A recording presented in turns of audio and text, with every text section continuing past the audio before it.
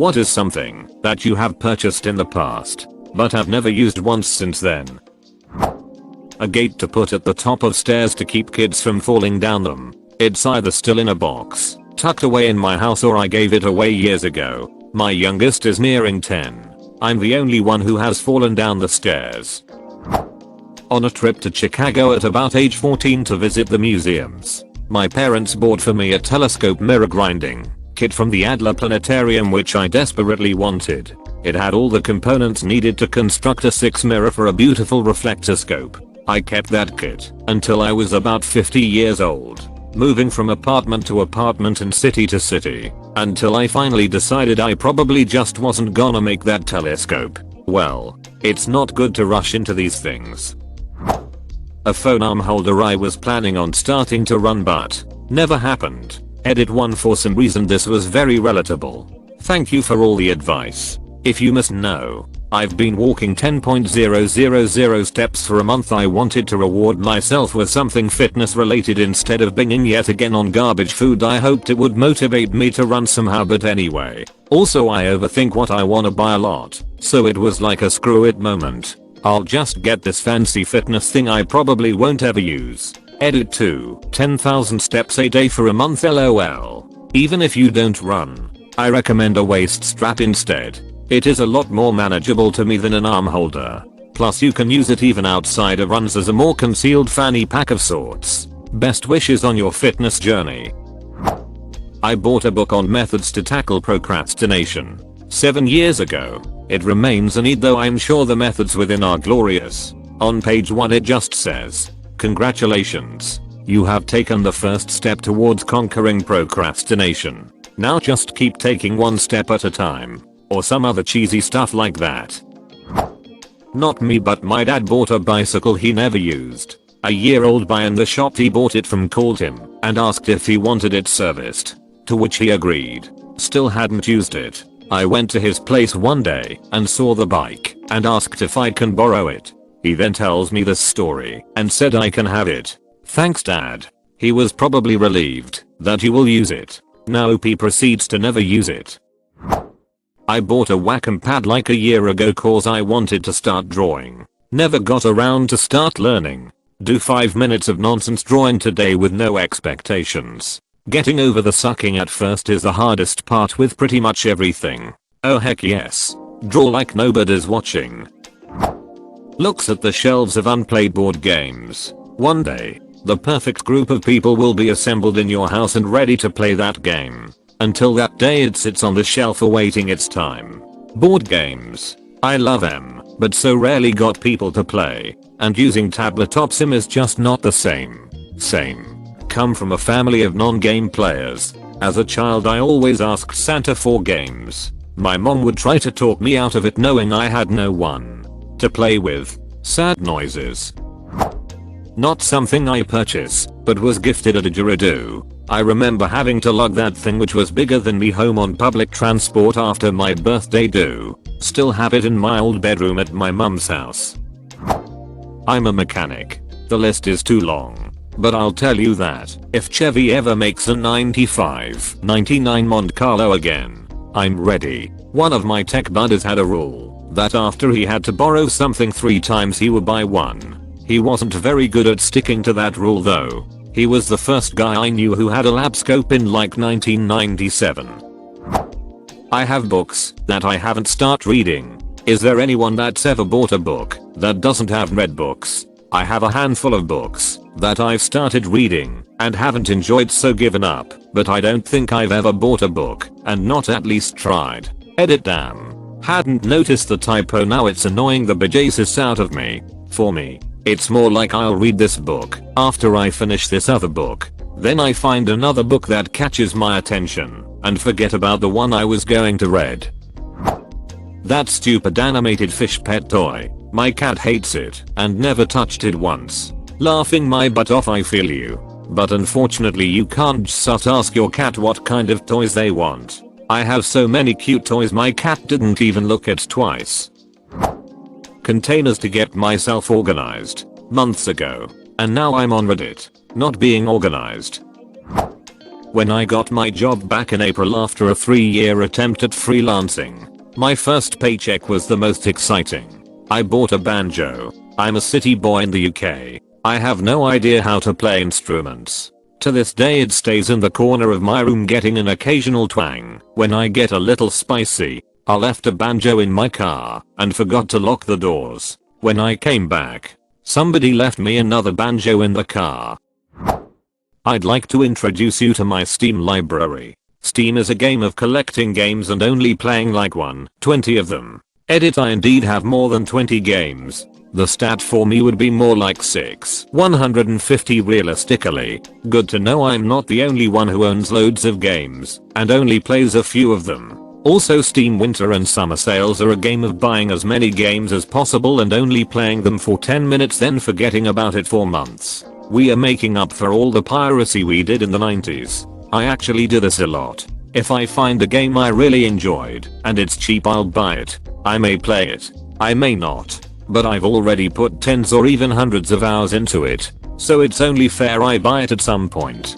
Did that with all the Fallouts and Hawaii 4 for example. I have done the same thing with Hollow Knight and Enter the Gungeon.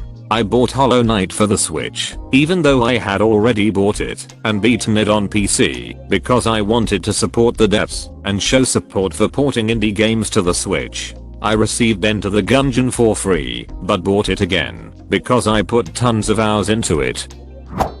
Life insurance. I know you're only joking as you can't cash out on your own life insurance. But I just wanted to say how important life insurance is if you can afford it. My husband died at 38 years old from a horrific car accident. I was badly injured and couldn't walk for weeks. I wake up in pain every day. I cannot fathom how one would pay for a mortgage, pay medical bills that are no longer covered by auto insurance, and put food on the table for my kids.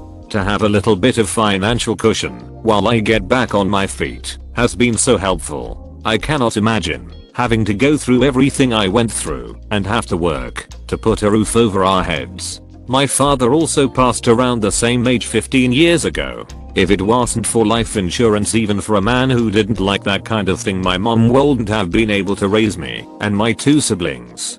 To make things worse, the housing crisis happened just months later. I bought a drying rack for my clothes a few months ago. It's still in its box. Same with most of my Nintendo Switch games, because I lost motivation to play after doing 400 plus hours of Animal Crossing at the beginning of the pandemic. Yarn. So much yarn. College textbooks. As a freshman you think you need them, but it's a scam most of the time.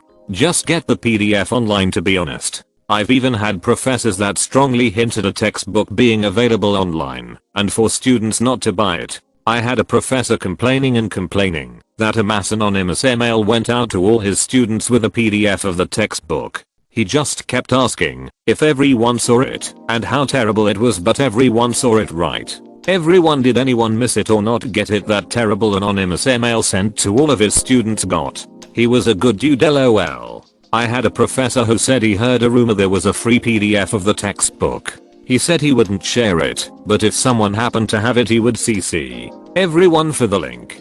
A guy in front said he had it, and we all gave him a quick round of applause. My professor wrote our Igneous and Metamorphic Petrology textbook, and he was the type of prof that you absolutely needed the text to pass his class. He chose to get it printed as cheaply as possible, so it was only $80. It was a nice gesture, but the book would just randomly fall apart, lol. This was before PDF textbooks really became a thing. So many art supplies. I buy the expensive stuff, then I don't feel like wasting it, so it just sits there while I use my cheaper stuff. When I had my first child I got a bunch of baby stuff I never actually used. Changing table. We never actually used it. Wipe warmer. Probably the most useless. Half the baby clothes we got. Daughter grew out of them in 2 weeks. This is why, whenever I need to buy clothes for a baby shower or baby, I buy the larger sizes. Everyone buys newborn or 1-3 months for the parents. But get them the 3, 6, 9 or 9, 12 month old clothes. they'll probably be appreciated more, since by that point the parents are normally the ones buying all of those clothes. For toddlers I usually buy things like jackets one size larger, so they can get a longer use out of it. Shake weight. I purchased a Dungeons Dragons starter kit, player's handbook, and a whole mess of dice, because I thought it would be fun to try out with a few friends. We'll play any day now. All of my friends' books, unfortunately. I'm not really into romance stuff, but wanted to support her. I'll never read them. They are still in the packages she shipped them in. I didn't even open them when she became a best-selling author. Treadmill. Good for hanging clothes on. My partner bought an iPhone 11 almost a year ago now and still uses her busted. Holds battery for 3 hours at a time. Slow as duck iPhone 7 because she can't be bothered setting up the new one. I've stopped letting her use my phone when her battery dies because it would last all day if she just set up the new one. Gas powered generator. I live in Texas. After last year's winter debacle I decided to get one. I hope I never have to use it. Jump rope. I can't jump rope. I work out at the gym 4-5 times a week and would like to jump rope in between sets. But I don't want to learn in front of people. Apparently I don't care to learn in my own privacy either. Edit. Good lord, I'm being roasted for not being able to jump rope. Edit. Since everyone is giving me shit for not be able to do something an 8-year-old can do, I started practicing in my living room. Semi-pro tip, don't try to learn when you're full of Thanksgiving food and pretty drunk. I can jump rope. Bought a nice one for $20. Got home. Remembered I live on the second floor. For me, I'd say it was the developer mode for my Xbox Series X that I purchased for $19. I have like 400 plus Steam games, but I only cycle through 5 at the most. About half the DVDs in my collection. I have a lot of ebooks from Humble Bundle sales that I've never even downloaded. Bags of salad from the grocery store, into the fridge, then straight into the garbage 2 weeks later. Clothes I bought thinking I just need to lose an inch to wear it. Guess who never lost any inch and gained a ton more? A gym membership. People buy them all the time and then just never go. And then they make you send 3 faxes, a telegram, and a carrier pigeon to set up a consultation appointment in rural Kansas at 7:13 AM on a Tuesday to cancel your membership. I have an unopened copy of Madden 17. Bought it new in 2016 with the intent to play, but my son had just been born and we needed money, so I sold those bucks. I kept the game, anticipating I'll have another Xbox before too long. The hard work of being a new parent using any free time to catch up on sleep drained any desire to play video games. It remained that way until early 2021. I picked up an Xbox One back in May, but I've just been playing FO4 and Skyrim. I've been meaning to install it, but because it's 5 years old I've kinda written it off. I bought a telescope last Wednesday. It's been solid overcast ever since. You've got time. Took my husband 2 years to set up his telescope, and by then the lenses were mislaid. Another few years later, and we finally got to look at the moon. Worth it. A giant generator, as in power generator, to power my home's essential stuff. Paid a lot of money for it, and it's been sitting in my shed ever since.